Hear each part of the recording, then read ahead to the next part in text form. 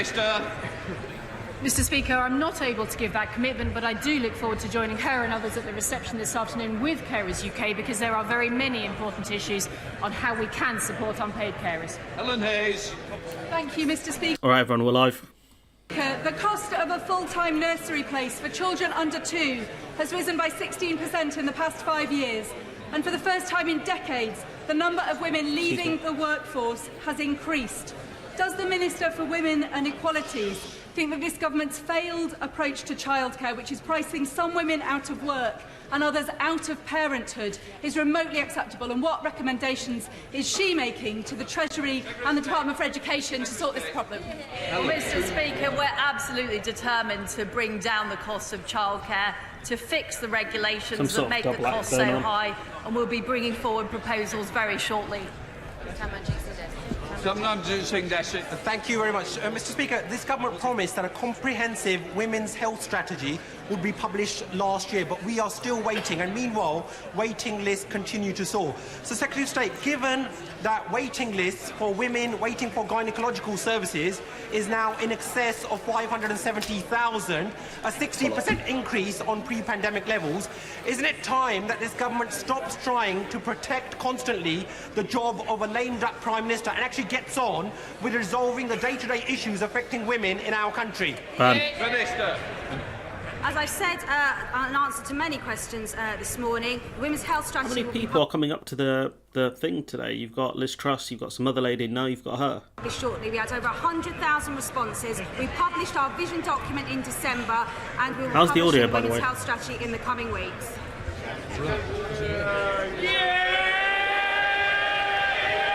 What is this, a football match? Who are they cheering? Oh, there he is.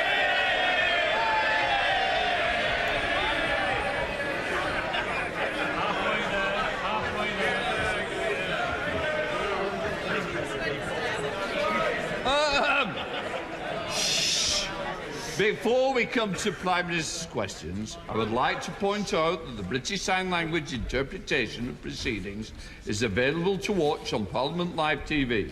We now start with questions to Prime Minister Dame Angela Riedel. Question number 1. Prime Minister. Mr Speaker, this week is Carers Week, and I'm sure the whole House will want to join me in thanking the millions of carers across the UK for all they do to support. Yeah, you'll clap for them, but you won't pay them, will you? Not pay them properly, especially the ones who look after their family members. Their loved ones. We've seen the vital role carers have played in our communities during the pandemic, and we all owe them a debt of gratitude. A debt of gratitude, but not financial compensation, no? Through our reforms on adult social care, this government is committed to continuing to support carers. And Mr Speaker, this morning I had meetings with ministerial colleagues and others. In addition to my duties in this House, I shall have further such meetings later today. Dame Angela Riedel. Thank you very much, Mr Speaker. May I associate myself with the Prime Minister's remarks about the importance of carers in our country. This week's events, Mr Speaker, have demonstrated just how loathed this Prime Minister is. And that's only in his own party. So, as his administration is too distracted by its internal divisions to deal with the challenges we face, can the Prime Minister explain if 148 of his own backbenchers don't trust him, why on earth should the country? All right, decent question. I thank the Right Honourable Lady very much for her question, and I can assure her that in a long political career so far, I have, of course, picked up, barely begun, I have, of course, picked up political opponents all over the place.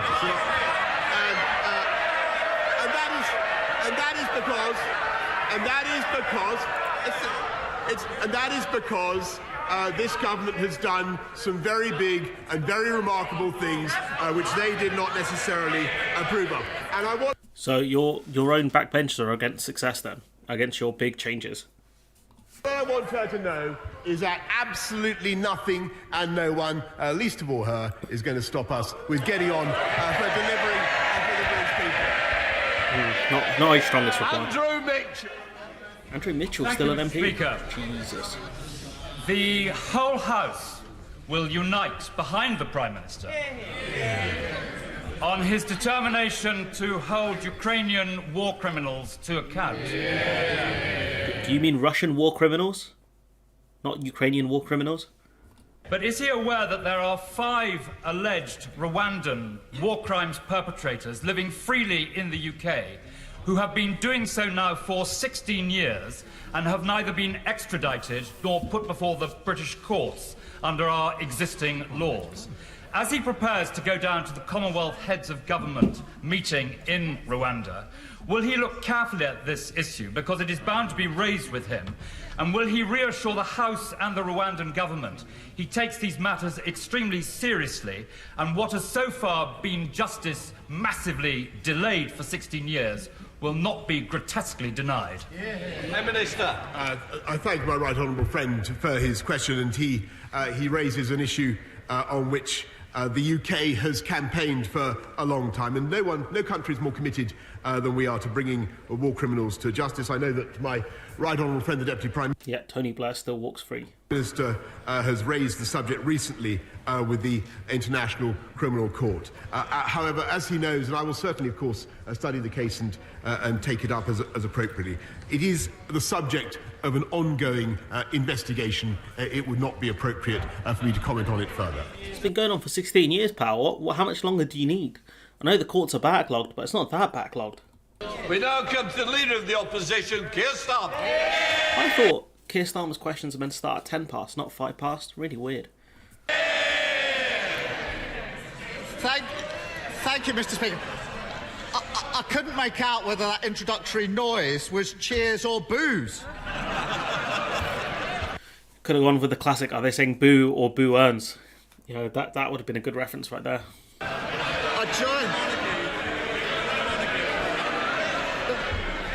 The trouble is, I don't know whether it's directed at me or him.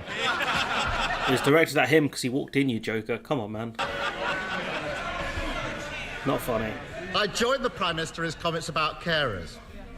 Why did his Culture Secretary, I think is hiding along the bench, say that successive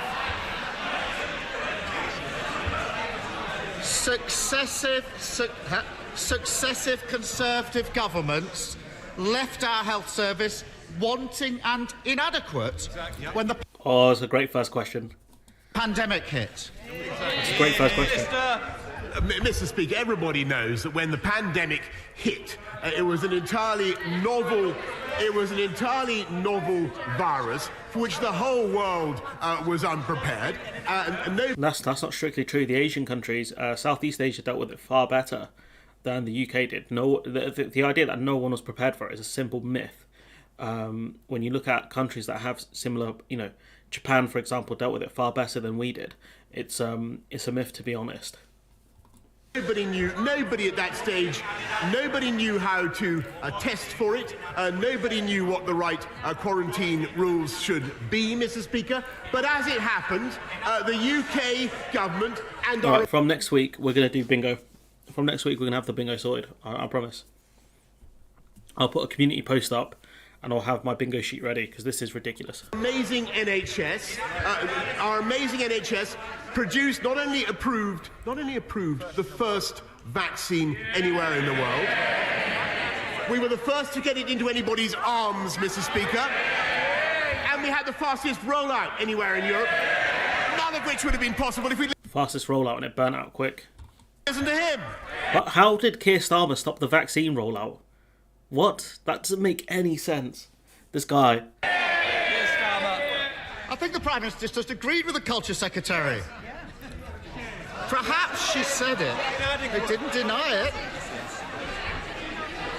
Perhaps she said it because it's true. Yeah, exactly. It starts with GPs. People were unhappy with the service they were getting before the pandemic. Not enough GPs. Too hard to get an appointment. That's why he promised 6,000 new GPs.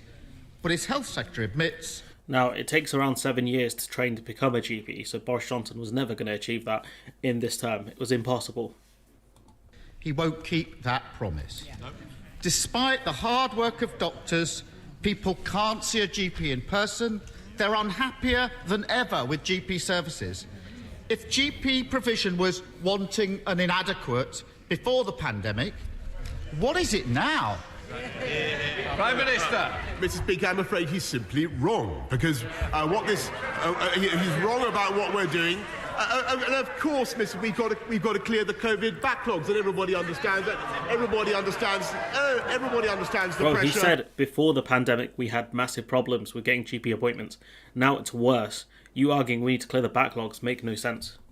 That the NHS is under, but they are responding magnificently, and I can tell him that thanks to the investments that this government has put in, we now have 4,300 more doctors.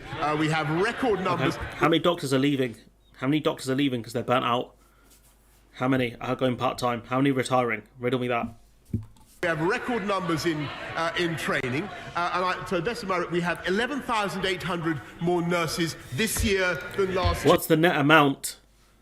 Mr. Speaker, and 72,000 in training, and that is because of the investment that we put in, which was opposed by the party opposite. And the only reason we were able to make that investment, Mr. Speaker, is because we have a strong and robust economy. It's not true. They used the national insurance contribution increase in order to claim to fund it when they wasted 32 billion on test and trace. Imagine they invested that money into the NHS.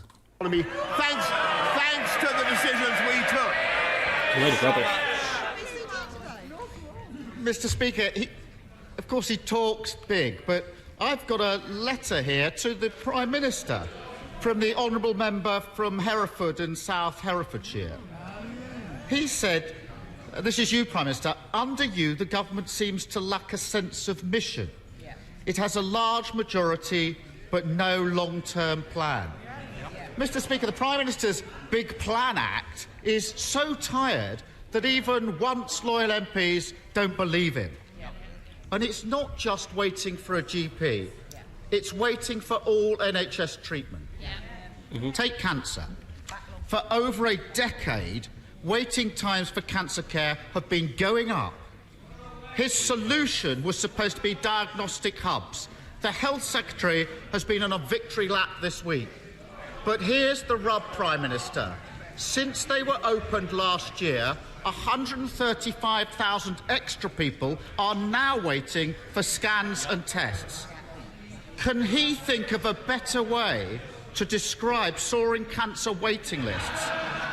With the diagnostic hubs thing, you know, if you don't have anyone to staff them, they're pointless. Same thing with the Nightingale hospitals. We got some comments here.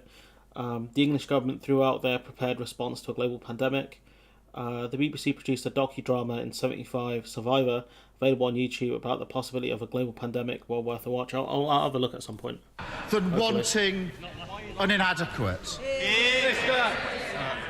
Mr. Speaker, it is entirely right after the pandemic that people are now coming forward to get their cancer tests, and we have actively encouraged that, and that is the right thing for people to do.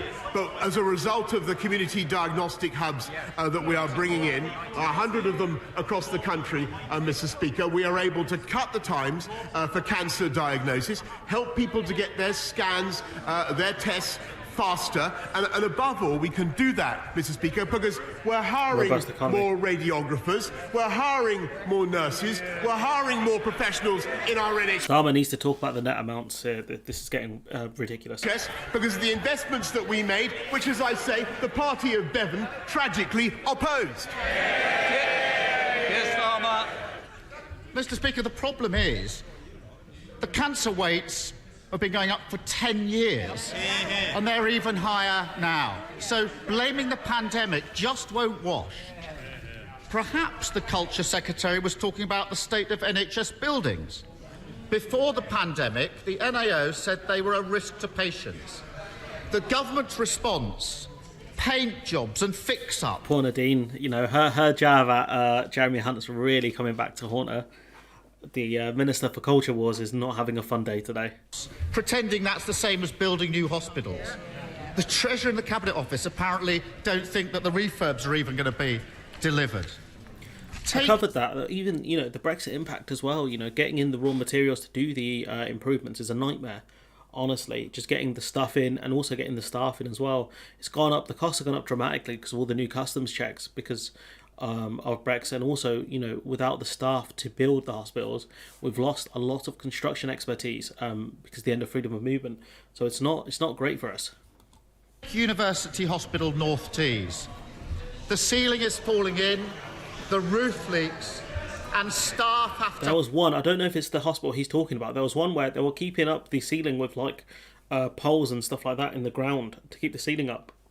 Excuse me. Hose down the pipes to stop them freezing over. Failure to fix wanting and inadequate NHS buildings is putting patients at risk, isn't it, Prime Minister? Mr. Speaker, this line of criticism is satirical, coming from a Labour... Coming from the king of satire himself. Government, attacking our hospital building programme, Mr. Speaker, where they were the authors of the PFI scheme that bankrupted so many hospitals.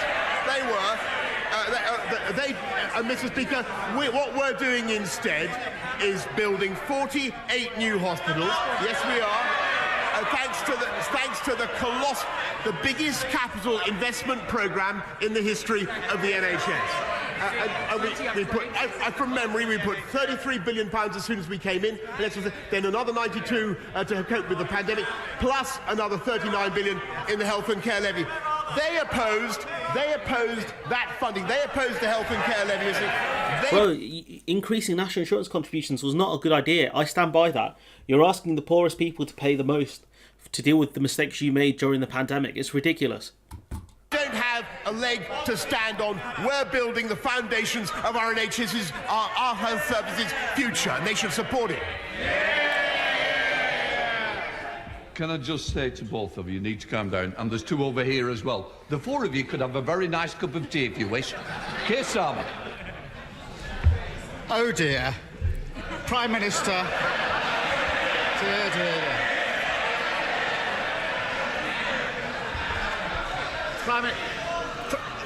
I think he should have gone more on the angle. He needs to talk about the vote of no confidence as well. Well, pretending.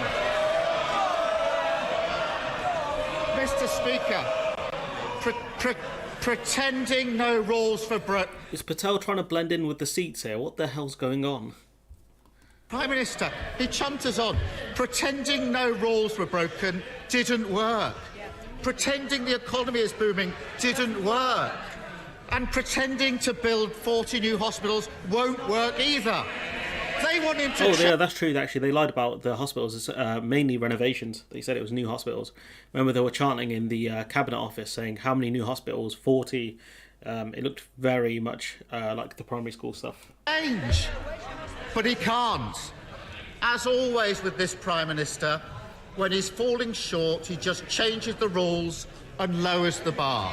True. In March, he proposed changing the NHS contract. He wants to double the length of time patients can be made to wait for surgery, from 1 year to 2 years. On top of that, he scrapped zero tolerance of 12-hour waits at A&E.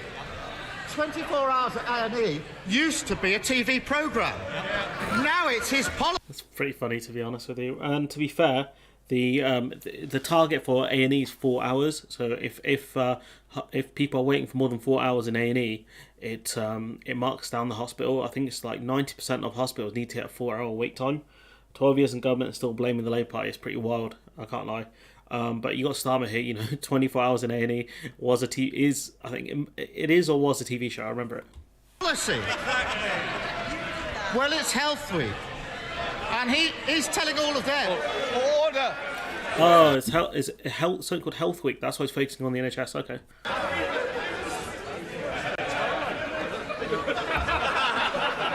Mr. Cleverly, we've got a tea party gathering. I'm sure you don't want to be part of it. I will hear the question. The problem is, so do our constituents.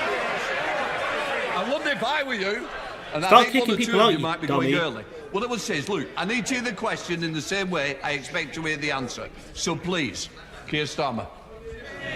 Mr. Speaker, I bet they wish they were this organised on Monday. Well, Mr. Speaker, it's Health Week, and he's telling them he's going to turn over a new leaf.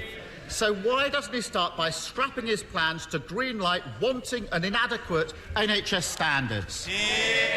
Prime Minister. Mr. Speaker, look, I've got to tell him, I just think this line of attack is not working, Mr. Speaker. But it's not. Yeah, stop attacking me like this. You know, do something else. You know, I don't like this. It's not working. It's not working because they refuse to approve. Once again, I think the two of you need to calm down. So please, we don't want to see an empty front bench, Prime Minister. Who's he talking to? We've not only raised the standards in the NHS, we're not only reducing waiting times for those who have had to wait the longest, Mr. Speaker, but what we're doing more fundamentally is doing what the people of this country can see is simple common sense, and that is using our economic strength to invest in doctors and nurses and get people on the wards, get people... Bro, please, Starmer, you need to get better people to help you. Talk about the net amounts. Don't let him spout off this nonsense about 5,000 doctors. Talk about the ones that have gone. These people get paid way too much to do a rubbish job. Giving people their scans and their screens and their tests in a more timely manner and taking our NHS forward. The wait times have gone up significantly because they don't have the staff to do these. Radiologists, you know, these people take years to train into those roles. You've got nurses using food banks. You know, we live in a country where nurses use food banks. You know, why would anyone go into nursing or stay in nursing when they're not paid enough? You know, those are people that are just going to end up leaving the NHS, maybe working abroad where they can make a lot more money. Australia are a country notorious for poaching British nurses because they'll pay them more. Target, Mr. Speaker, thanks to this government, to recruit 50,000 more nurses. Thanks to the investments, I've just got to repeat this because he doesn't seem to have heard it so far, thanks to the investments that party opposed. Perhaps he can now explain why they opposed them.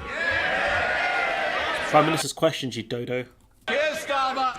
Mr. Speaker, raising taxes because you failed to grow the economy isn't a plan for the NHS.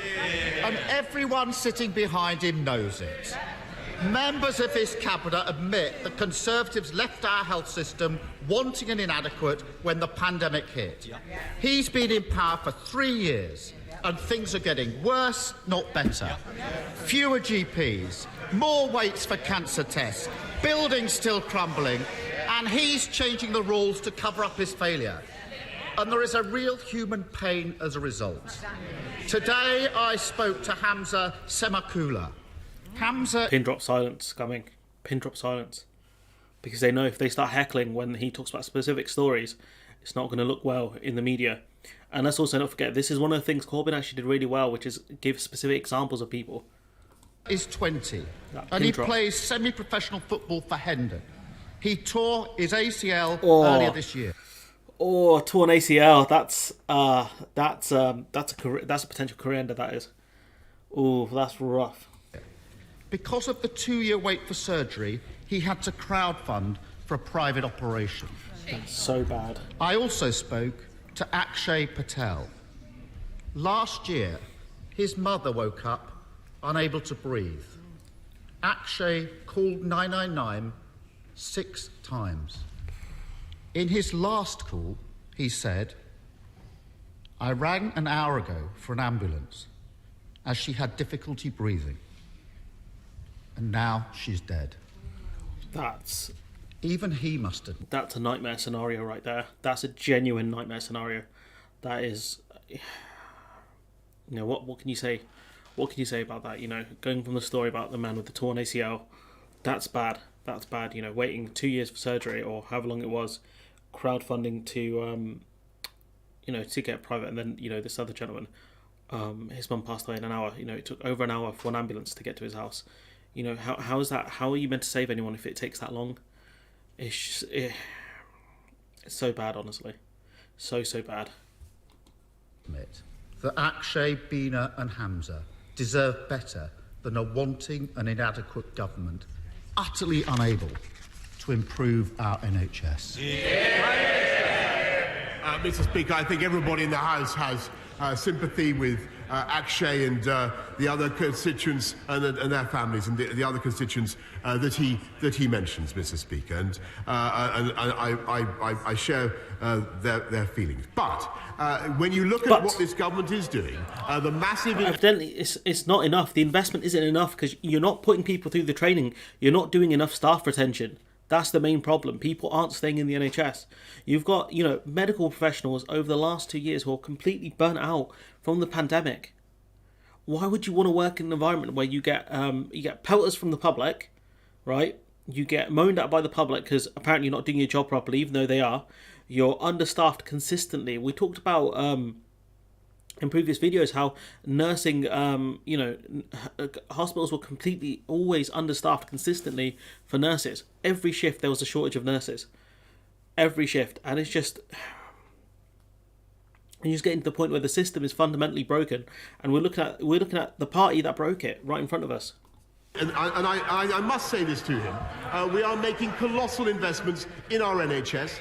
We are cutting waiting times. We're raising standards. We're paying nurses more. We're supporting our fantastic NHS. It's not enough, though, is it? And by the way, he continually came to this. I just remind him of this and said that we had the worst COVID record in Europe. Turned out to be completely untrue. Who's got a worse COVID record than us?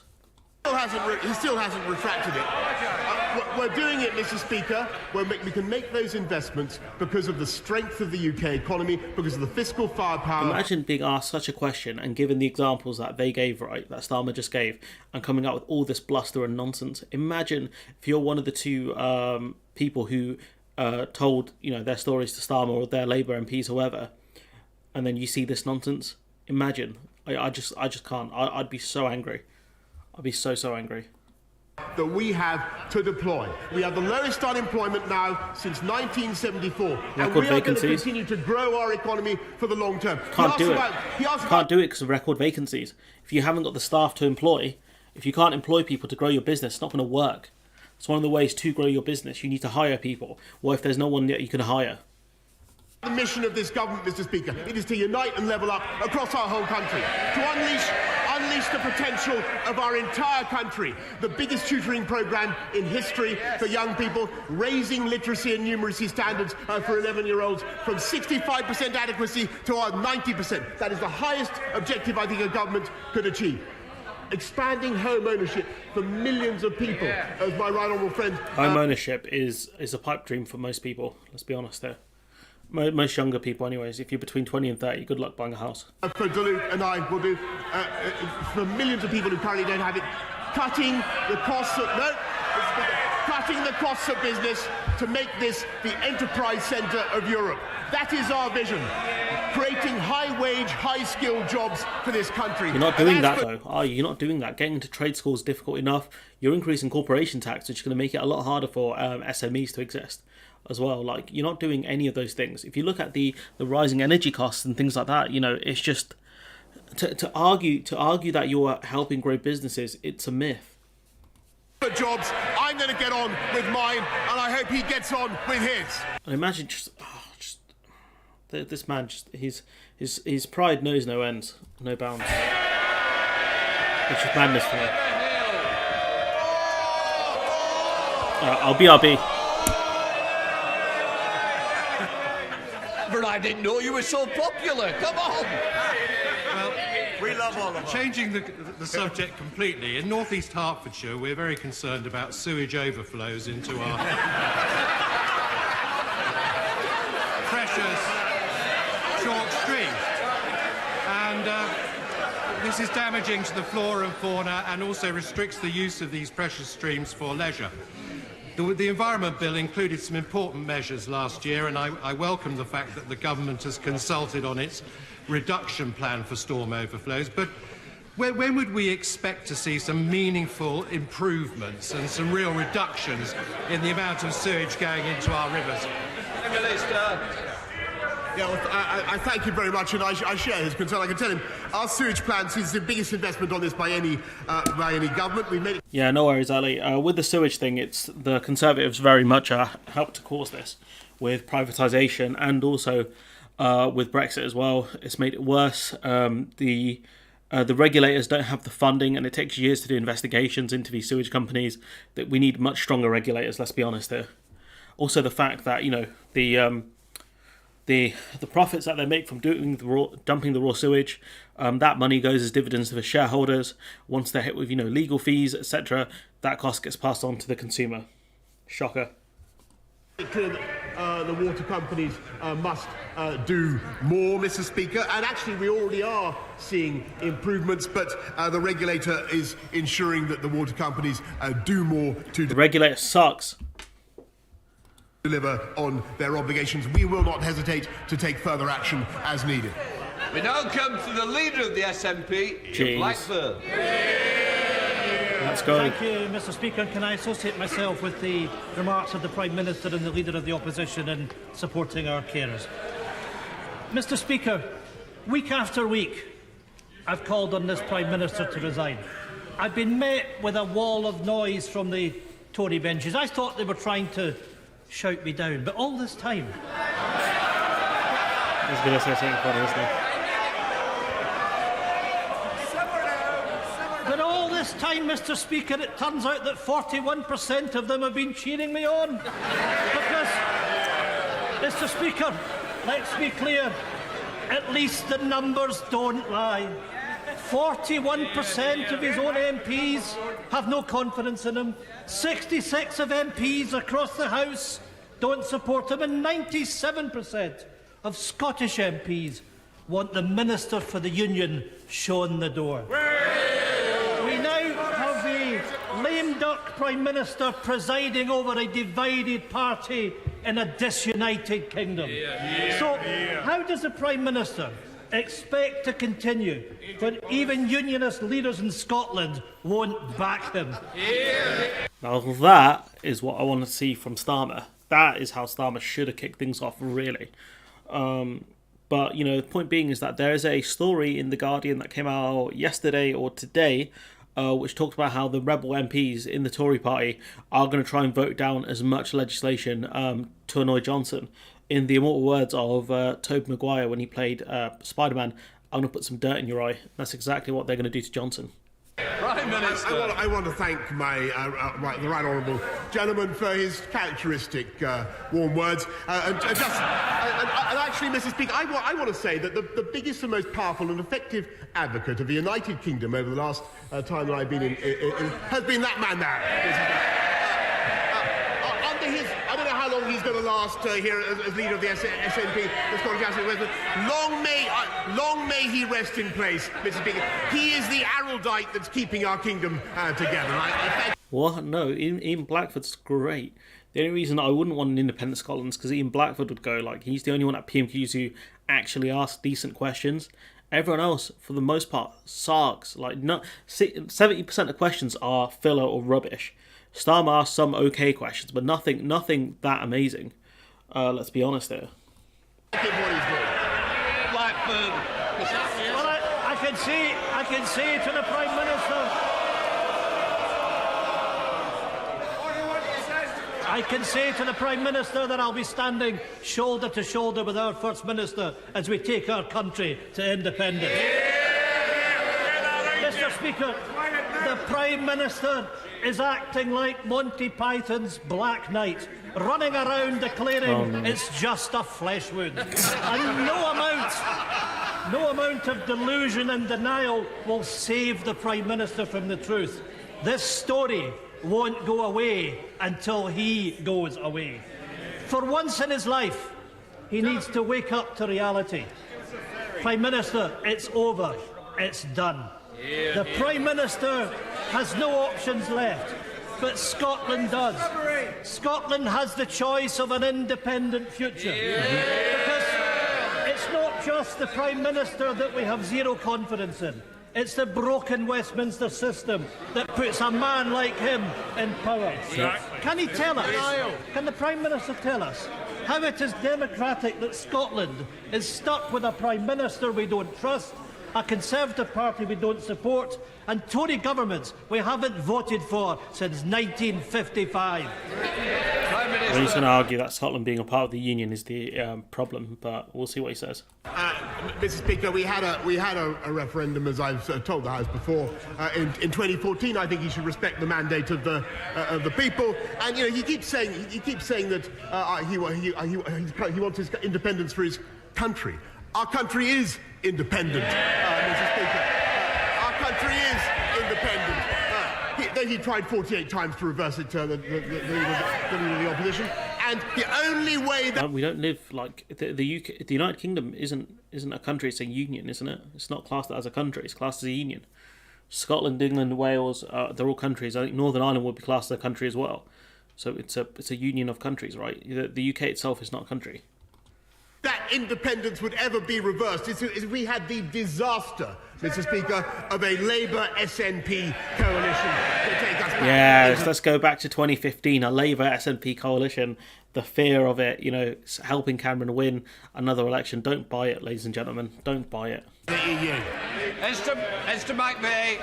Thank you, Mr. Speaker. Esther, no way. Earlier this week, the Prime Minister said, you cannot spend your way out of inflation, you cannot tax your way into growth, we will cut the cost of government. Here, I completely agree. So can I suggest a strong start? That he scraps the inflated white elephant that is HS2, saving the government tens of billions of pounds from a budget that is spiralling out of control. With HS2, I'm not 100% convinced it's the thing we need. They talked about the fact that we need more trains, I think, on the lines to help deal with capacity. Essentially, more trains running. That's what we need, and I'd have to look at it a lot more thoroughly, but I don't think HS2 is really the answer that we need to the problem with the trains. The trains suck because of privatisation in part. Look at these people sitting on the stairs. That's jokes. Prime Minister. I thank my right honourable friend. In case you missed what else I said, we're cutting taxes, Mr. Speaker. No, you're not, bro. Everybody Highest tax burden since World War II. National insurance contributions by an average of £330, Mr. Speaker, just next month. And as for HS2, actually what it will do is deliver long-term growth and prosperity for the whole of the country, uniting and levelling up, deliver more revenues. And you've cut some of the key parts of HS2 as well. I think the link to Bradford, and there's another one they cut recently as well. Yesterday, I think it was announced. I'd have to look at that one, but they've. Oh, that's a terrifying picture. Now I'm not gonna.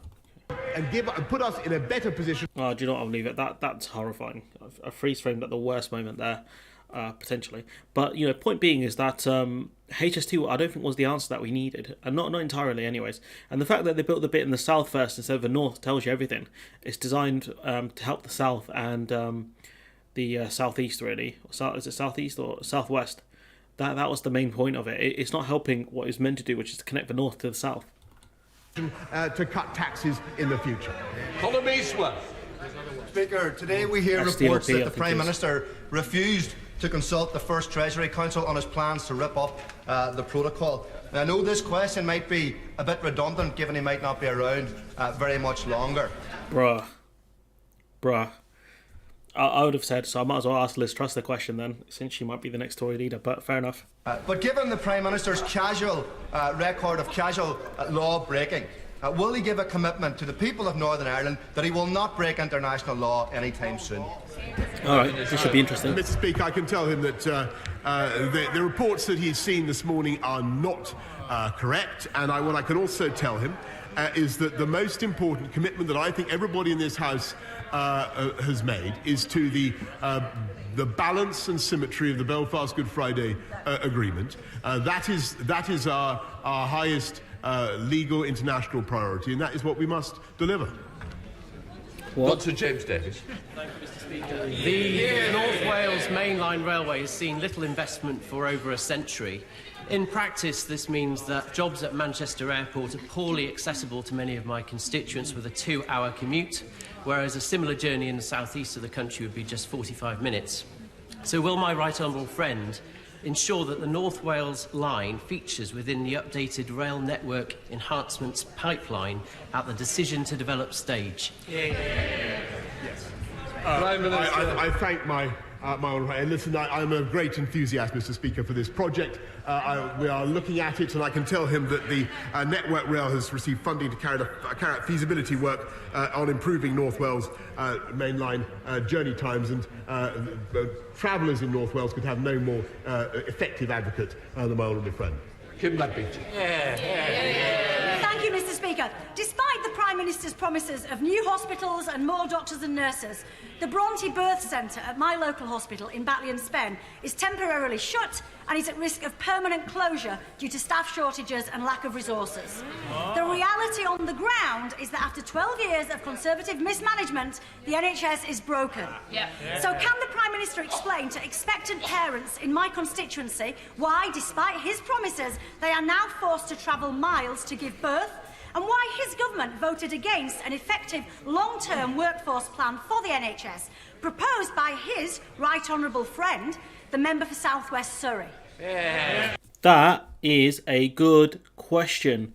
Why is that, despite all of these increases, that A&Es are closing because of staff shortages? Now that is a good question. Finally, someone on the Labour bench is asking decent questions. Because we've seen that around the country that A&Es were closed. There was, I remember my history teacher telling me back in probably around 2010, back when I was in school. Basically, the local candidate ran his campaign, the independent campaign, on not closing the A&E, and I think that person won, if memory serves me correctly. Closing local A&Es is such a nightmare. Excuse me, drinking too much juice this morning. Here we go. I thank her very much, and I will certainly look into what's the centre that she mentions in Batley and Spen. What I can tell her, though, is that across the country we are investing massively in staff, in premises, in technology, in diagnostic centres, and I'm afraid for the party opposite to carp and to criticise is frankly absurd, because they voted against the health and care levy that is putting billions into our NHS, and they need to sort out their position. Either they support it or they don't. Hold on. Ridiculous. Thank you, Mr. Speaker. Would my right honourable friend join me in complimenting Bradford on becoming the City of Culture in 2025? Could he also big up the Mandarin, Bradistan, praise the team from Durham, who gave a fantastic representation of what County Durham had to offer? Bradford must really be extraordinary to have beaten us. In 2025, Durham will also celebrate the bicentennial of the Stockton to Darlington Passenger Railway, which will of course distract people from Bradford. I believe that my right honourable friend is the best person to lead on delivering levelling up for the North East. And to that end, can he encourage progress on the Furry Station development, reinvigorate the Leamside line, and help deliver a great county deal for County Durham? They cut the line to Leeds and Bradford, as far as I remember. The HS2 routes were cut there, and Boris Johnson said he was going to offer something better when people said in the first place that there were better solutions than HS2. Not Donald Trump Jr. over here. I thank my honourable friend, and he and I have campaigned on. I've been following his campaign on this for a long time, Mr. Speaker. I'm told that the Department of Transport is currently reviewing the business case for exactly what he has just requested. We're putting the funding in, Mr. Speaker, unlike anything the party opposite ever could have delivered. What? Thank you, Mr. Speaker. In Monday's confidence vote, the Prime Minister secured the support of just 2 out of Scotland's 59 MPs. That means out of the massed ranks of his Scottish Conservative colleagues, he got as much support as there are pandas in Edinburgh Zoo. The Prime Minister is an intelligent man. He must know that position's untenable. And if he's not going to do the decent thing and resign as the Prime Minister, surely it's past time he wrote a letter of resignation to himself to stand down as the Minister for the Union. Prime Minister. Thank you very much, Mr. Speaker. I really redirect the honourable gentleman to what I said to the right honourable gentleman, my friend, the leader of the SNP, because I think the more they campaign in the current circumstances for breaking up our United Kingdom with all the strength and all the merits that it has, I think the more damage they do to their own case. Greg Smith. Thank you, Mr. Speaker. Supporting adults with a variety of mental health challenges, learning disabilities and conditions such as dementia. If he worked at Pizza Hut, Ali, he would make Pizza Hut suck even more than they already do. Let's not send him to Pizza Hut. They're not very good. Although I do need to check out the buffet option a bit more. Last week, the Prince's Centre in Prince's Risborough in my constituency celebrated 10 years as an independent daycare provider. From my recent visit, it is quite clear what a happy, welcoming and supportive atmosphere has been created for all service users. So will my right honourable friend, the Prime Minister, join me in thanking and congratulating the manager, Kim Challoner, her whole team of staff, volunteers... Honestly, right? Who cares? And I'm going to skip that question. That's just a ridiculous question. Look, this daycare is doing really well. Can you congratulate them? It's like, that's not what the Prime Minister's meant to do. Mr. Speaker, I'd have more sympathy for the words, get on with the job, if it actually started in the first place. That's a great point. I think the look, I think he practiced his delivery a lot, and I think that look was a bit, I think it's a bit overdone there. Even Liz Truss looks like she's laughing a bit. She looks like she's smiling a bit. 2 weeks ago, the Prime Minister told the House, to the best of my knowledge, everybody is getting their passport within 4 to 6 weeks. However, the Passport Office is currently quoting a 10-week service time, with many of my constituents waiting well over that period. Cancelled summer trips could cost families over £1 billion. Does the Prime Minister accept that the Passport Office backlog is placing additional pressure on families already struggling with the cost of living crisis? That, again, is another great question. You know, Johnson said, we're getting on with the job.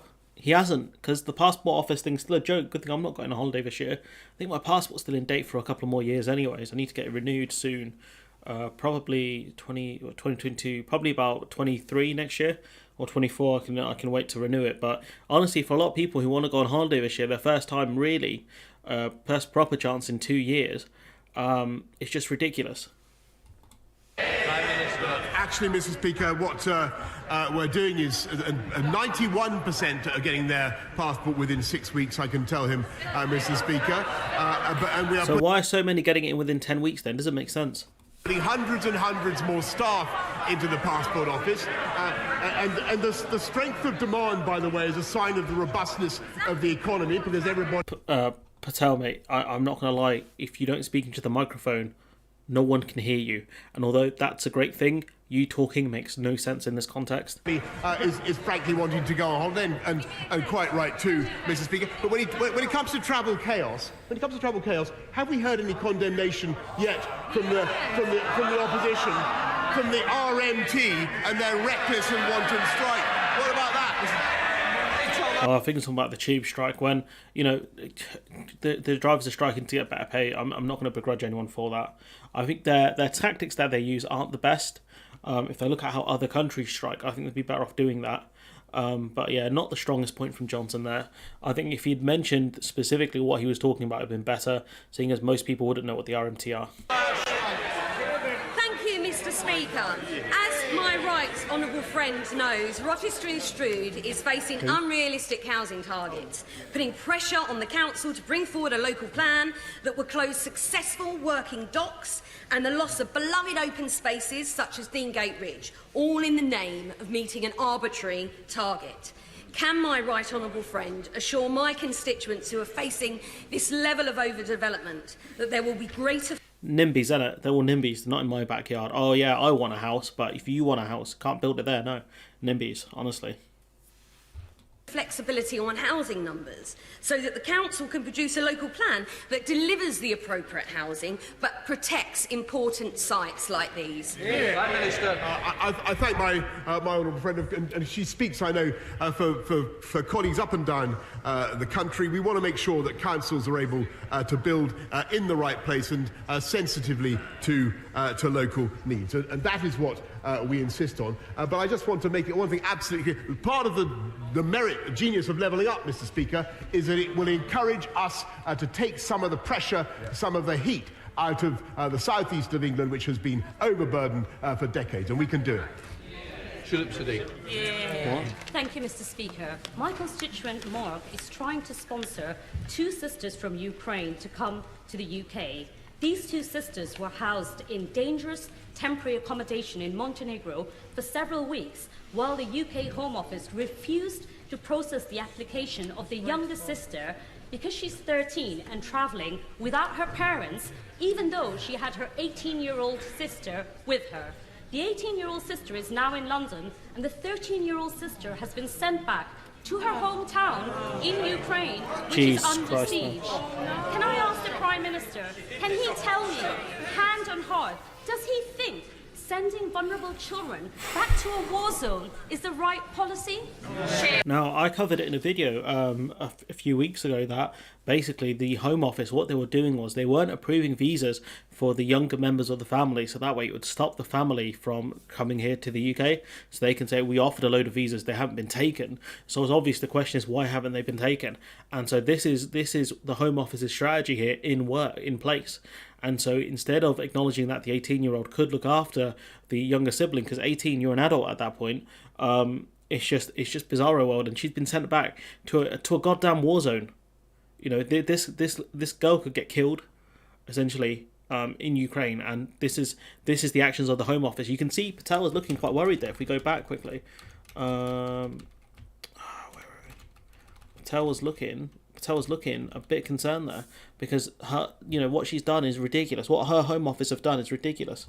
Country in processing so far, I think, well over. Mr. Speaker, the right. Of course, I understand the. Yeah, I suppose that's how the Tories see them. The pizza chain that sprang to mind. Lol, not sponsored. Pizza Hut. You guys suck. No, I'm kidding. You're average at best. Her indignation about the case that she mentions, and I know that my right honourable friend, the Home Secretary, will be looking into it. But no, she won't, bro. No, she won't, because she's done a rubbish job so far. She's done a really bad job dealing with the refugee crisis in Ukraine so far. Other countries have done way better than we have. To say, I do think the record of this country in processing so far, I think well over 120,000 visas for Ukrainians is very creditable. I thank all the staff who've been involved in that effort. Mr. Speaker, my friend will remember that in March I asked him about increased research funding for aortic dissection as called for by the Aortic Dissection Charitable Trust. Will the Prime Minister update me on the progress with this? Will he also recognise the immense value of the patient awareness videos that have been produced by TADCT? I'm not super familiar with what she's talking about, I'm not going to lie. Featuring Whispering Bob Harris, survivors, relatives of patients, to help those going through this awful condition for the first time. Prime Minister. Well, I thank my honourable friend for her fantastic work on this, and I know the personal circumstances that. I wonder what Nadine Dorris is whispering about. That give her understanding of this campaign. I can tell her that the National Institute for Health Research is looking at what more we can do to support research on aortic dissection. I know that she's meeting my right honourable friend, the Health Secretary, shortly. Thank you, Mr. Speaker. The Ukrainian Freedom Orchestra and the Kyiv Symphony Orchestra are due to visit the UK this summer to perform at the BBC Proms, the Edinburgh Festival and other venues. But while other European countries are waiving their visas, to get to the UK, the musicians are facing both visa delays and prohibitive visa costs of £18,000 and £10,000 respectively. We should be doing all we can to support these Ukrainian musicians. So will the Prime Minister match our European neighbours and enable these Ukrainian artists to tour to the UK this year by expediting their visa applications and waiving the visa fees? Now, I wonder if other countries are doing this for Ukrainian musicians. She didn't cite any specific countries. Obviously, Ukraine being a third country, there it makes there would be visa fees, etc. So I do wonder if other European countries are doing that. I'd be quite interested to know. But I can't imagine the Home Office doing that. I genuinely can't. I think she needs to bring the particular case to my right honourable friend. But I can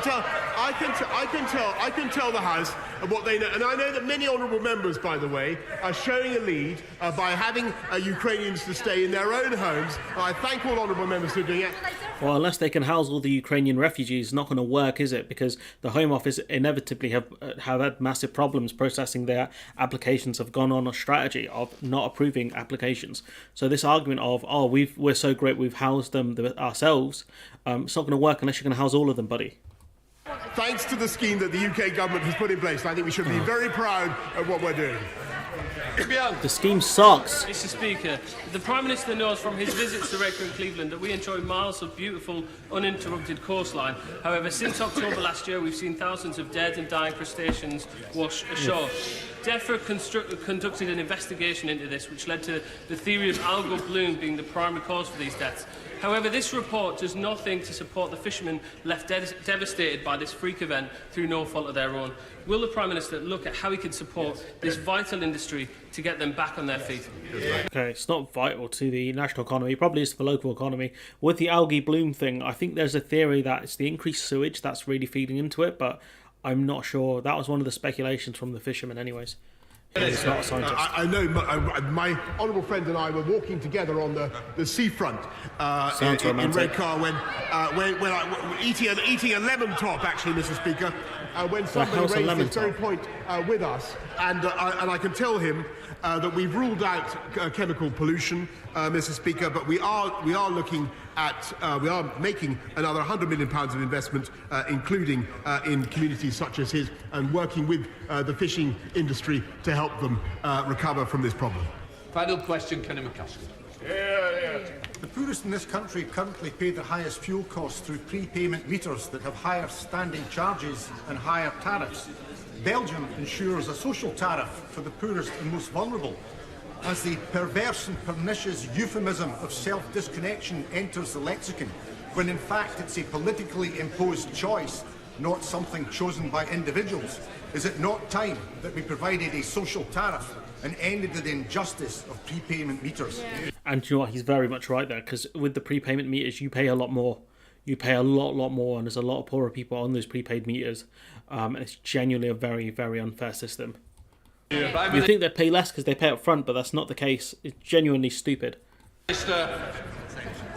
I thank him, Mr. Speaker, and I can tell him that what we're doing in the immediate, what we're doing right now, is helping 8 million families, 8 million households across the country with £1,200 of support, an extra £300 for pensioners who are in receipt of the cold weather payment, plus.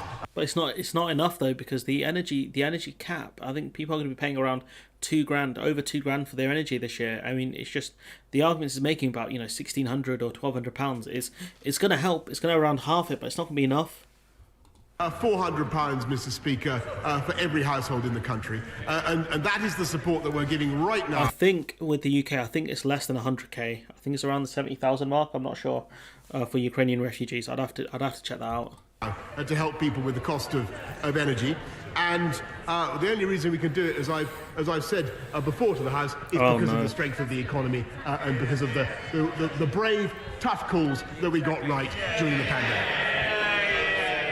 Right, that we know. I think the honourable member's been here long enough to know it comes after statements. We don't need to tell him the rules of the House. Members been. We know. we got right during the pandemic.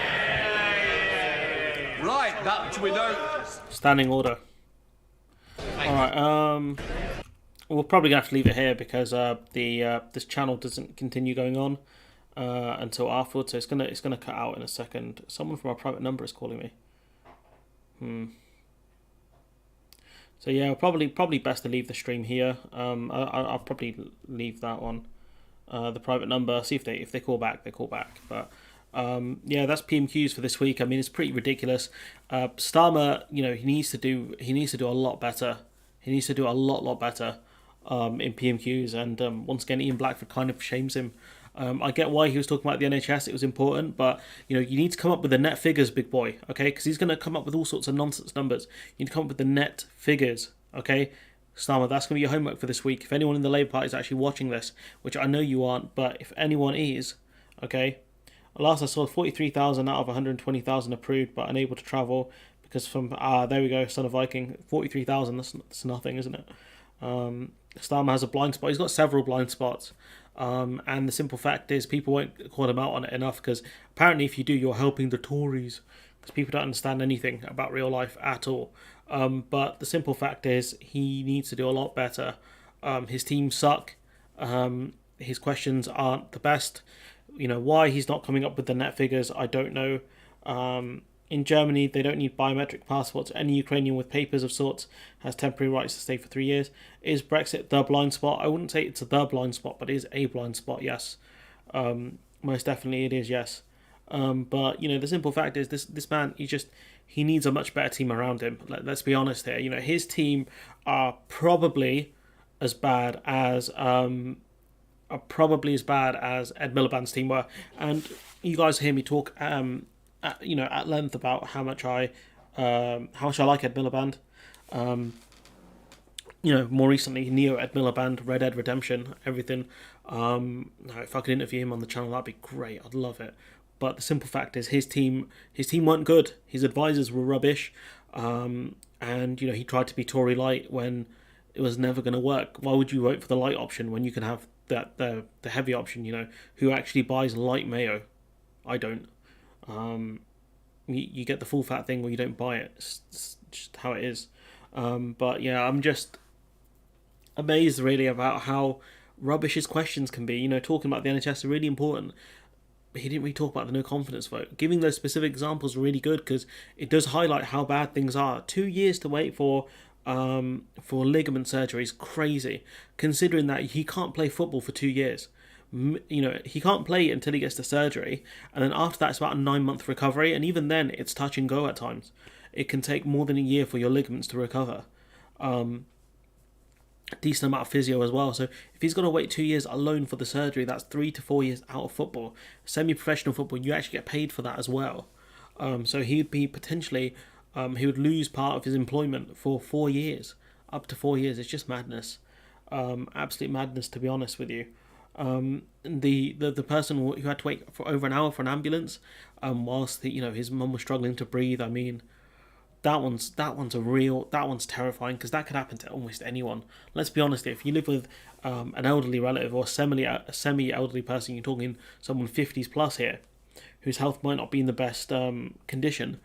That could very much easily happen to a lot of people, and that's a nightmare, not honest to God nightmare if that happens. Did they spend enough time on the no confidence? No, but I don't think Labour barely mentioned it. He made some jokes about it, but that was about it.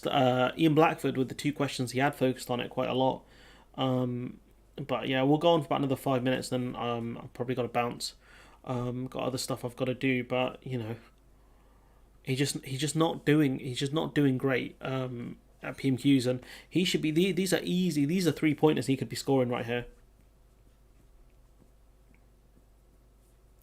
Someone called for an ambulance a few months ago and had to wait for 4 hours. I mean, what?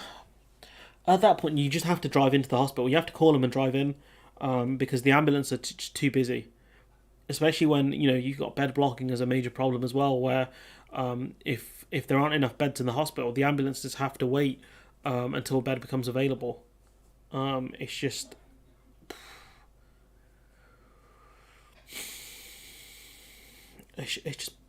it's just madness to me. Honestly, it's just crazy that these people get away with it. I'll be right back in a sec. Just bear with me 2 minutes.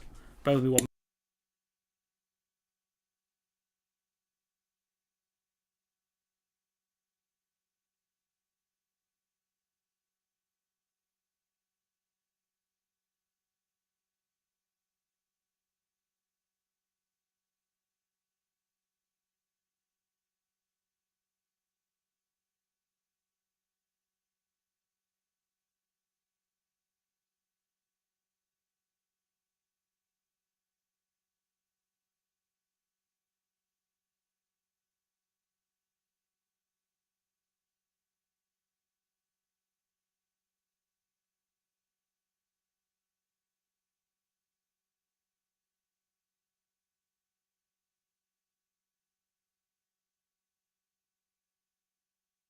Alright, sorry about that. Had to go quickly, but I'm back. Let's see. Nursing homes have 8-hour waiting times. What for ambulances? That's insane. And then there's the issue of official aid for those who enter the UK. You've got stories of once people find a foster family or someone to live with, then the people in the UK start demanding money for bills and stuff. Or it's just it doesn't make any sense. Honestly, the UK have done so badly when it comes to the refugee scheme, but it shouldn't surprise anyone if you look at the way. Bash my knee. If you look at the way sort of refugees from Africa and the Middle East have been treated, it doesn't surprise me at all that Ukrainian refugees are being treated badly. Shouldn't surprise anyone really. For anyone who is surprised that they would treat people like this, where you been for the last 10 years, honestly. Look at the way they've treated people from Afghanistan as well. That's horrible. You got people who actively helped, British soldiers in Afghanistan, and they were left to die, essentially, in the hands of the Taliban. And, the UK didn't care. One child sent home from school in the UK because they couldn't speak English. Oh my God. That's ridiculous. Honestly, that's so ridiculous.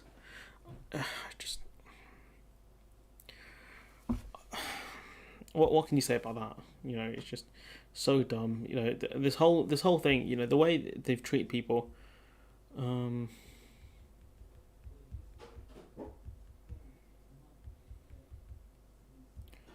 The way they've treated people is just bizarre. These are people who are incredibly vulnerable, who need help, and with anyone that needs help, the Tories are like, nah, bro, don't care. So what? I don't know what more to say about that one. These are stories that genuinely are painful, simply for the fact that the Conservative government don't care about it. They genuinely don't. They haven't cared. They haven't really cared ever, and it's just frustrating. Where Labour don't talk about this stuff enough. You've got stories of the one there where someone was deported back to Ukraine because they didn't have a parental guardian. What the hell, man? You sent someone back to an active war zone when their older relative could have been their guardian. Wow, that one's just insane. That one's genuinely crazy. Imagine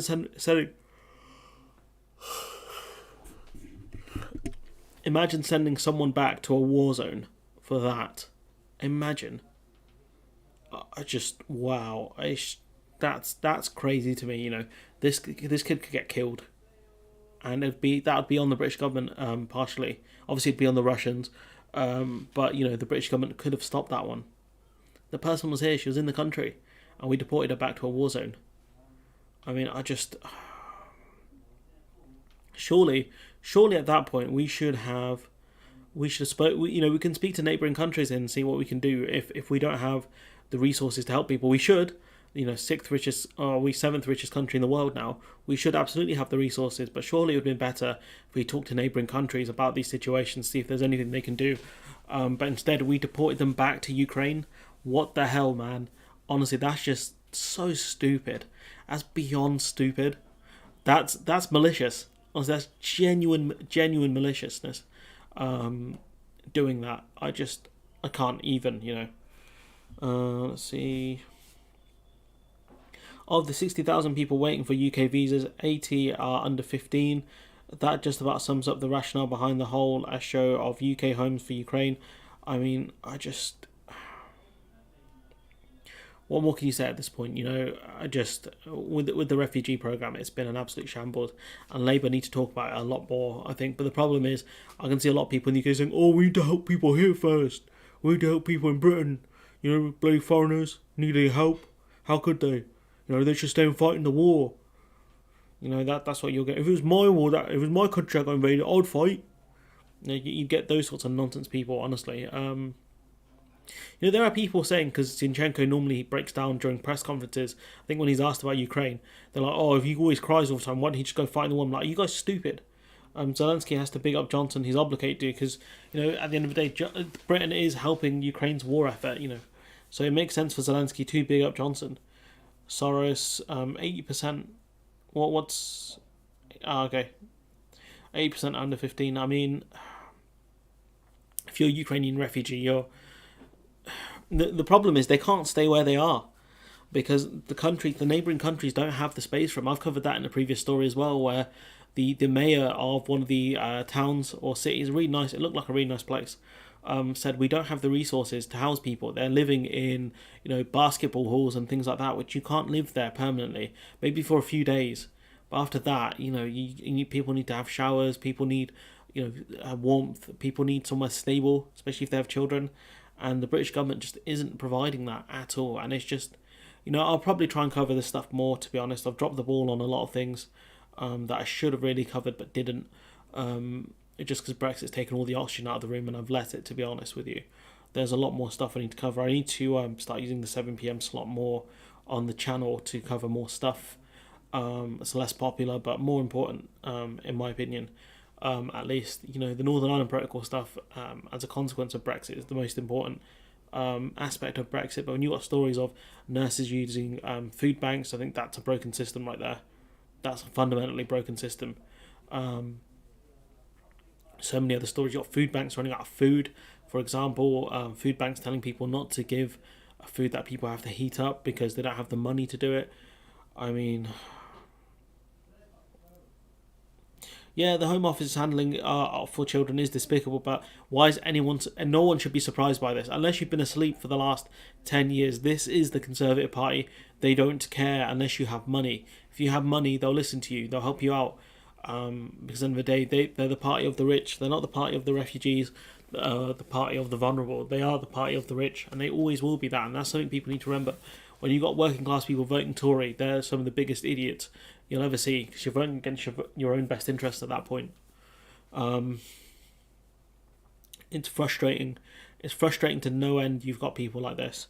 Go on for a couple more minutes. After that, I've got to go. You're in terminal decline, mate. Can't see a way of reversing this crash. Yeah, man. I might look at getting a Bangladeshi passport at this rate. That's going to be my only option, but yeah, I've got no chance of getting a visa anyways to live in another country, so I've just got to stick it out as best I can, for now at least. But yeah, honestly, it's just ludicrous, to be honest with you. This will be a harsh lesson, in the words of Zenyatta, for the UK. That's for sure, a very, very harsh lesson. And inflation's very high right now. I've got people on the channel commenting saying, "Oh, let's see if I can find that douchebag." See, this guy talking about, if that's true, why is inflation as high in the Eurozone and actually higher in some EU states than the UK, when, UK food has been pushed up by around 6%. But the simple fact is, Eurozone, the average inflation rate for Eurozone is actually less than it is in the UK. So if we have a look here at global inflation rates,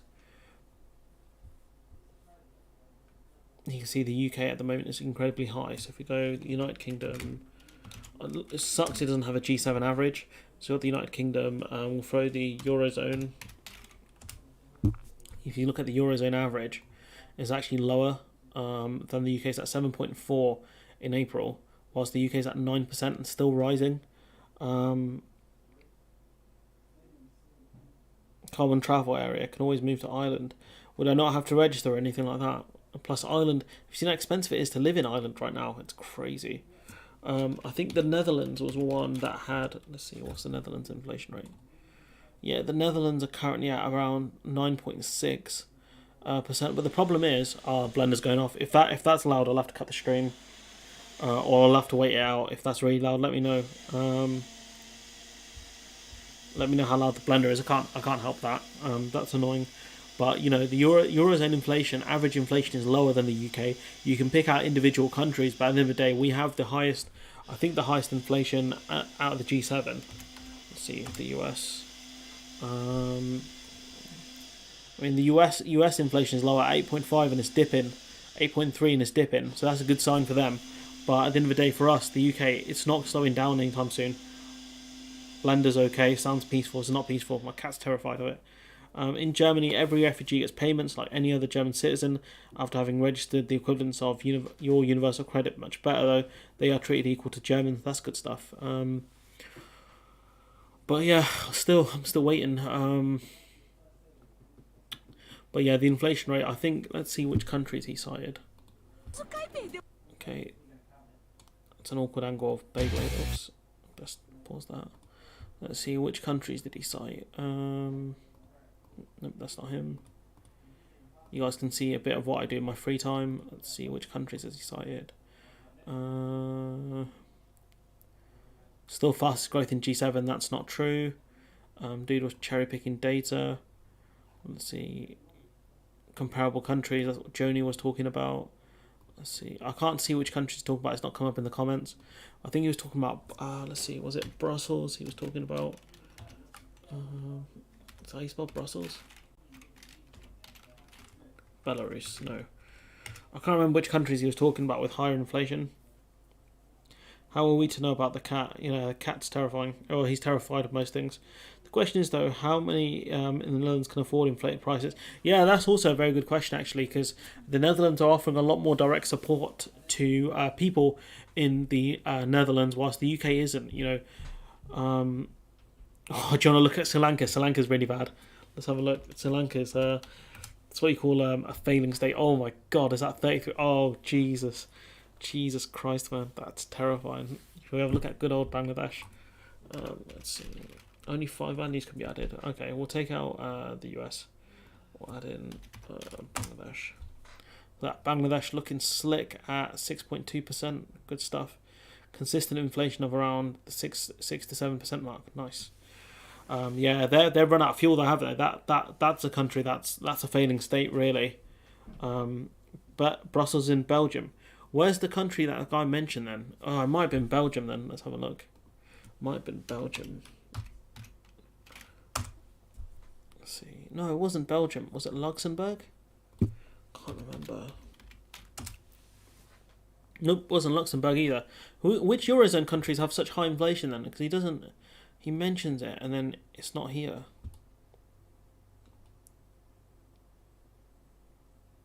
Literally he goes, you mean cherry picking by showing that the majority of EU states have high inflation than the UK? He literally cherry picked them because if you look at the average, it's still lower. We'll take Sri Lanka out because Sri Lanka kind of skews the graph a bit too much. Does anyone know which EU country has the highest inflation? That is not a quiz question.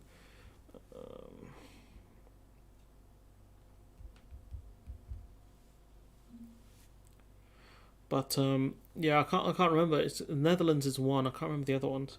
Probably Italy. Okay, let's have a look at Italy.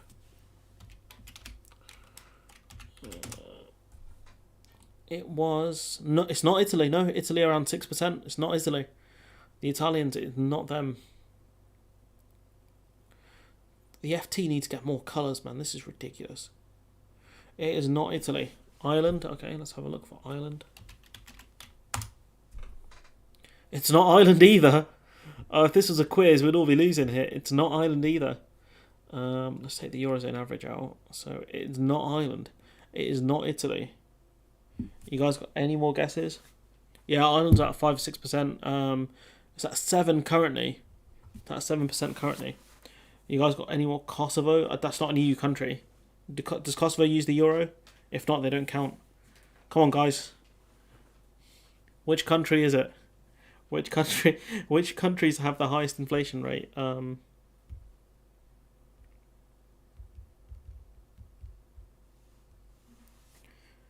Spain. Okay, let's go with Spain.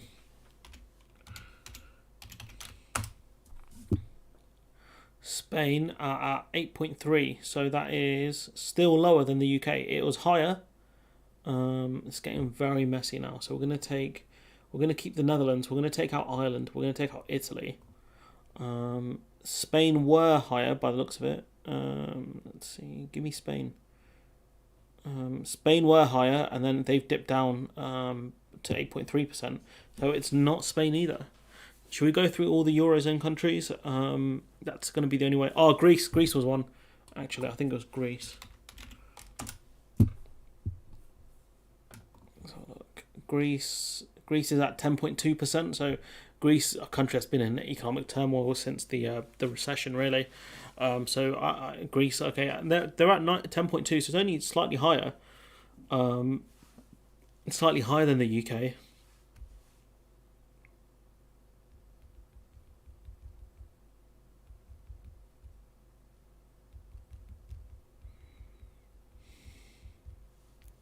So Greece is slightly higher. Is there any more guesses you guys have got? We say Germany. I don't think Germany is one. Can't actually see it. Nope, Germany are down there at 7.4%, so it's not them. We could try Russia. Liechtenstein, okay. Let's see. Liechtenstein.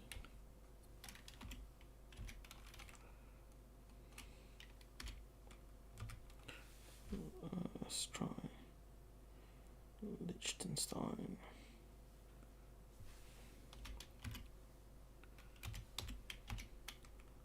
For some reason, Liechtenstein might come up. I don't know if it's my spelling, but we'll go for an easier country. Go for Lithuania.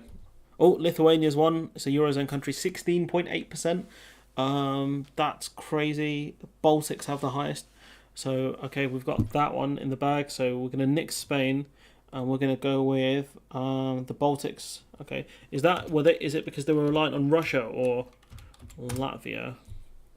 Latvia are at 13%. That's really high. Yikes. Do you know what? We're going to make my life easier. I'm gonna go back here. I'm going to steal your spelling. Hopefully this one's right. Baltics. Why is inflation so high in the Baltics? I only had 5. Okay.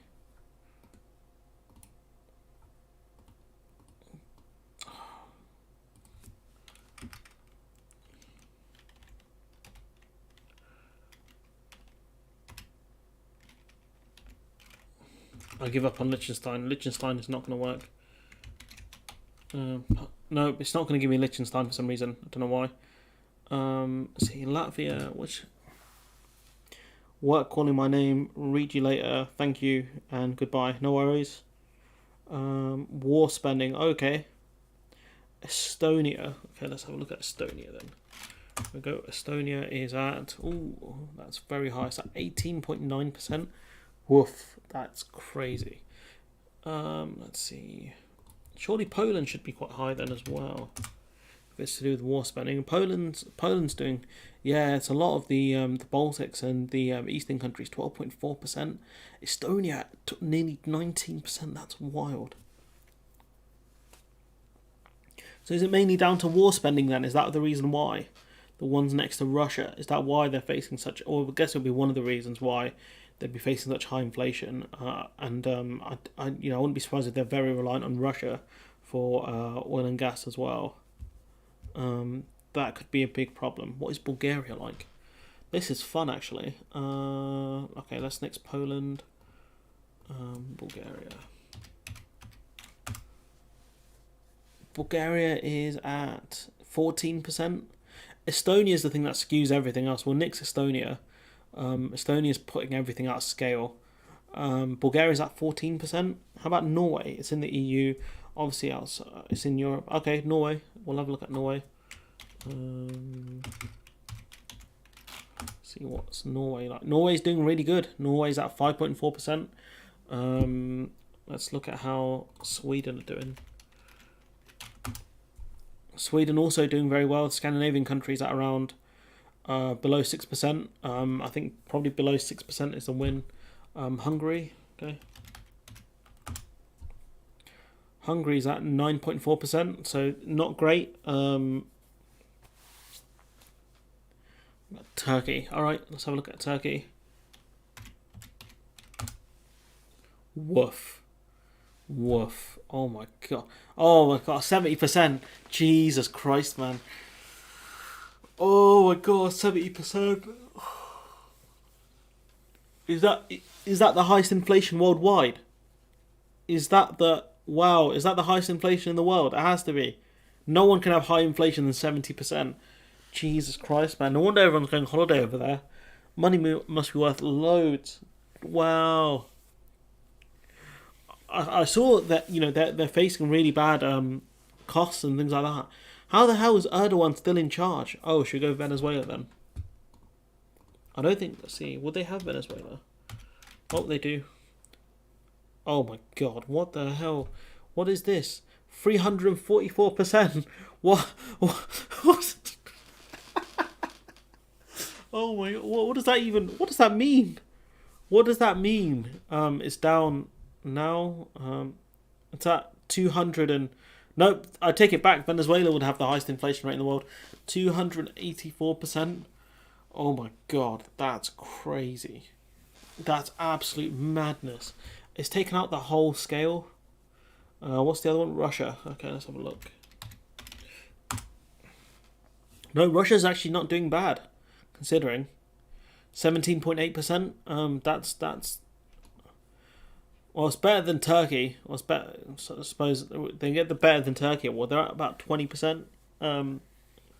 How long that lasts for, I don't know. I think it'll keep climbing. But it is starting to what's it called, flatten a bit. Not much, but just a bit. So they're at around the 20% mark. Yeah, I suppose so. But is there any other countries you guys want to look at? Because the Venezuela one's crazy. They must have the highest. They must have the highest inflation rate worldwide. They must do. I don't think anyone can beat that. 200 something % is madness. You can see why the Venezuelan economy was struggling so much. Money was worthless at that point. Hyperinflation. Is there any other ones you want to look at?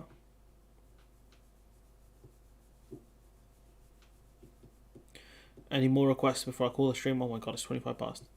Russia's propping up their own currency, which is costing them insane amounts of money. Yeah, that's true. They are propping up their own currency. I think with the fact that everyone has to buy the electricity in the oil and gas in rubles, that's very much helping them as well. I think, but you know, they are spending a lot to prop up their own currency. So the question is, how long can they do that for? And I don't think they can do it for that long. Is there anything else you guys wanted to? Any other countries you guys want to look at? Anything else quickly? Because there's a couple of minutes left. I'm going to stream for. After that.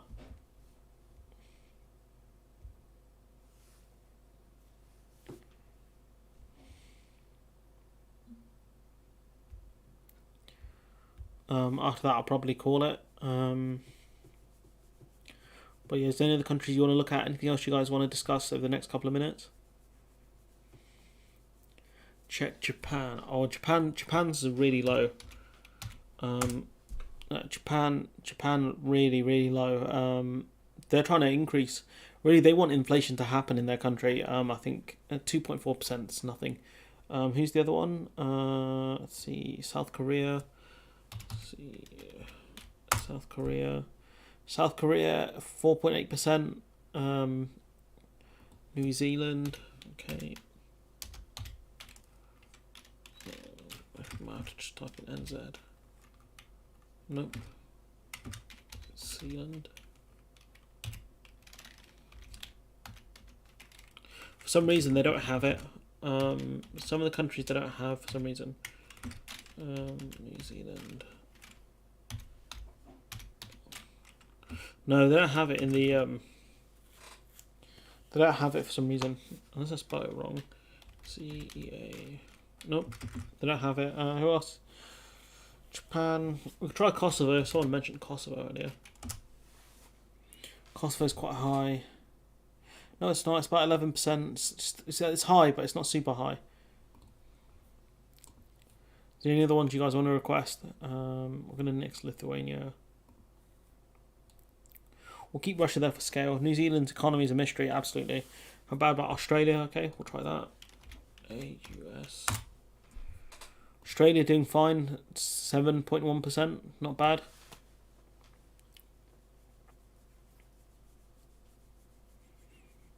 Is there any other ones you want to look at? I've got about a minute left in the stream. I wonder if you can look at... Can we look at Scotland? Oh, actually, no. I don't think we'll be able to look at something like Scotland. Would it make sense? I don't know who else would be worth looking at. The US. We had a look at the US, but we can go back. See, they're at around 8.3. Step down. Sheep don't spend much money. Let's see, US. Who else is there that would be interesting? France is quite low, I think. Trying to think which other countries would be interesting. I wouldn't mind checking out Mexico and Canada. Mexico is it's getting a bit up there, 7.7%. Canada not doing bad as well. Oh, I've typed in Austria, not Australia. Okay. Australia.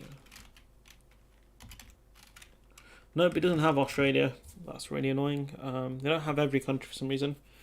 Yeah, I just saw that. Yeah, that's Austria, not Australia. They don't have Australia. Right, last questions, guys. Last call. Anyone's got anything they want to say, or hold your words until what's widget? Hold on, I don't care for that.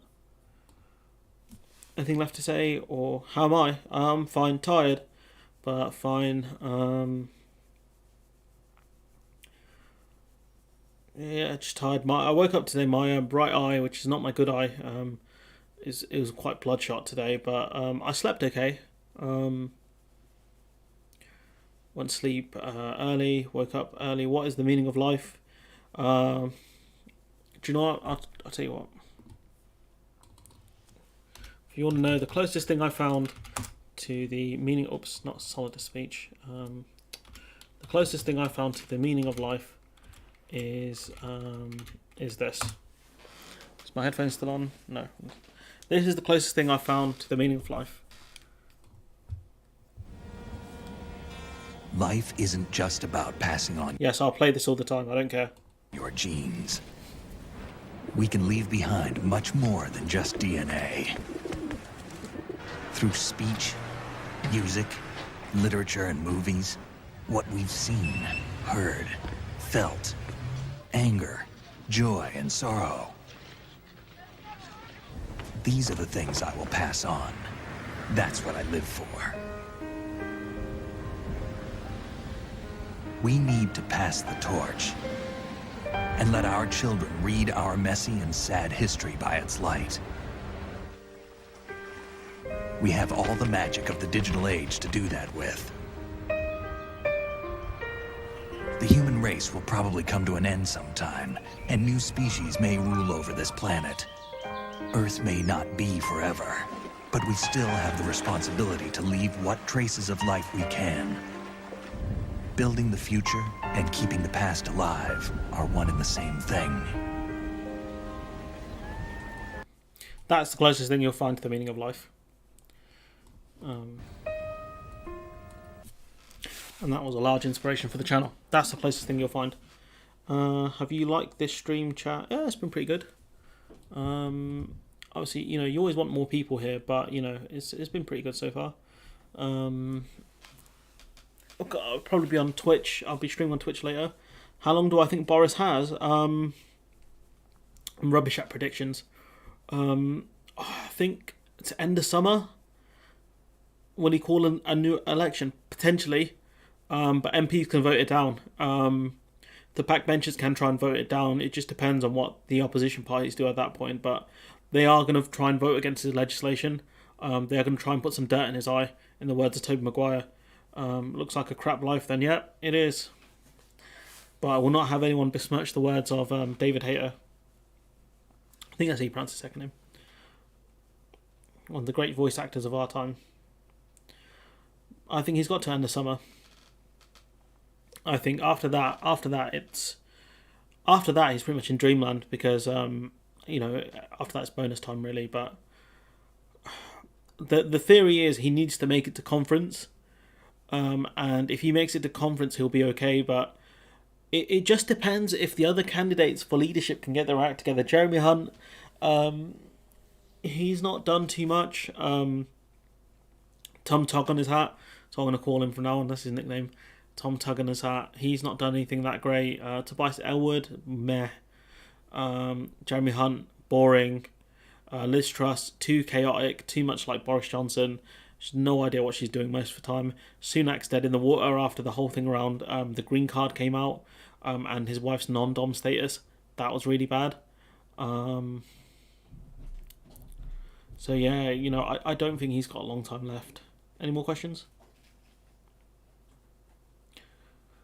Yeah, I suppose this is going to turn to a Q&A at this point.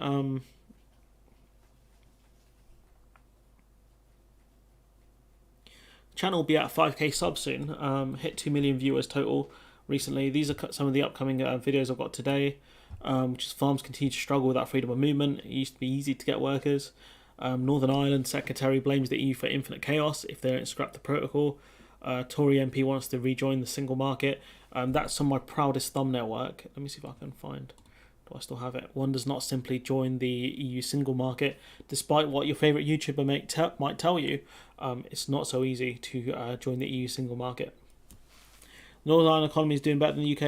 I think yes. The only outlier for the UK is London's doing really well. They've come back quite strong, but that's about it. Got a dash. No worries. I've got a dash in a second too. Any more questions, throw them in. If not, we'll end the stream, and I'll do like a Q&A maybe at some other point in the future. Maybe I'll do one.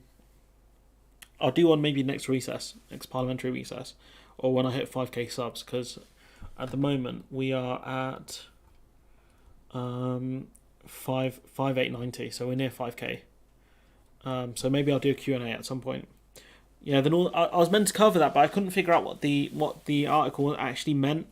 The article made no sense, so I couldn't actually do anything on it. So I need to find better articles on it, I think. But you can see I've got a lot of I've got my work cut off. There's a lot of tabs I've got open still, a lot of stories to cover, and a lot of stuff I've already done that I need to schedule out. If you look here, right. If you look at all the ones that are on private, these are ones that I haven't scheduled yet. So there's a lot of these I've done over the last couple of days. So 1, 2, 3, 4, 5, 6, 7, 8, 9, 10, 11 videos. And if I move to 3 videos a day, that's still about 4 days of content, 3 days of content.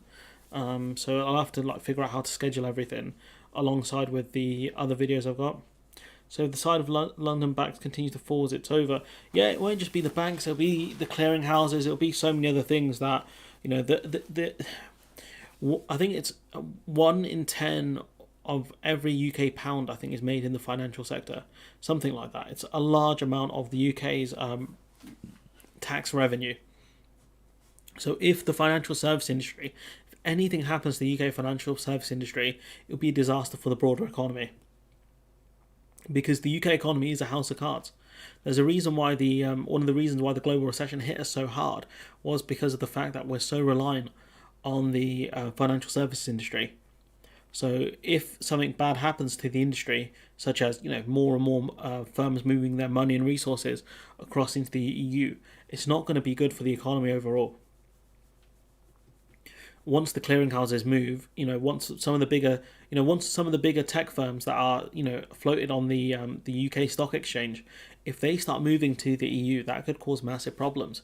The main problem the EU are going to have is if it's not a centralized stock market, if it's not like at Paris or Amsterdam or Dublin that takes up a load of the UK's kind of share of it. A decentralized system isn't that popular. I think there's a reason why Tokyo, London, and New York have the big stock exchanges, because it's all centralized. It's easier to use if it's all in one place. If it gets scattered around Europe, it's not gonna damage the UK economy as much as it could do if it moves, almost completely over to Paris or to Dublin, for example. Dublin is the one, in my opinion, that makes the most sense because it's in the same time zone and there are English speakers there. So it's much easier for people around the world to invest in Dublin than it would be to invest in, say, Frankfurt or Amsterdam, for example. Any more questions? Again, I don't have any expertise in this field. This is kind of more my speculation more than anything. These are things I could be wrong about. But yeah, as far as I'm aware, if it, one of the reasons why those three stock markets are so popular is because of the time zones. It's because of the time zones, but also it's because of the kind of centralization around those stock markets. But yeah, again, I'm not an expert. If Viking was here, he'd be able to tell us, but he's gone. Let's go for it. Dublin supremacy. Here we come. We'll see if that happens, Donovan, but it's unlikely at this point, I think, because of the stock market going. Is such a thing as drinking too much tea? Yes. Yeah. I'd say so. Yeah, I drink a lot of tea. I've switched to coffee now because it feels like I need it most days. But there is such a thing as drinking too much tea, especially black tea, because black tea has caffeine in it. Green tea is better, I think. It tastes better, in my opinion, anyways. But I will be making more iced tea this year because I've got all the stuff. I've got some of the stuff I need for it. So yeah, it's gonna be fun. But yeah, don't drink too much tea. It's not the best for you. Caffeine can make you jittery, like I am now. I am feeling a bit jittery. But yeah, I tell you what, guys, we're going to call the stream here. We've gone on a bit longer, a lot longer than I intended to. But if people have questions, then I should try and answer them as best I can. But anyways, I'm going to leave it there. Let me know what you thought in the comments below. If you're watching the stream after the stream ends, hope you enjoyed my endless rambling. But yeah, I'll catch you guys in the next stream, which I'd probably be next Wednesday. I'm going to be on Twitch as well. I'll need to post that in the... you have to really work at it to get jittery from tea. Yeah, true that, but coffee can do that to you real quick. And to be fair, I'm feeling that now. I'll be on Twitch around 6 PM. I'm going to put a community post up about it. But yeah, I'll catch you guys next time. Bye-bye.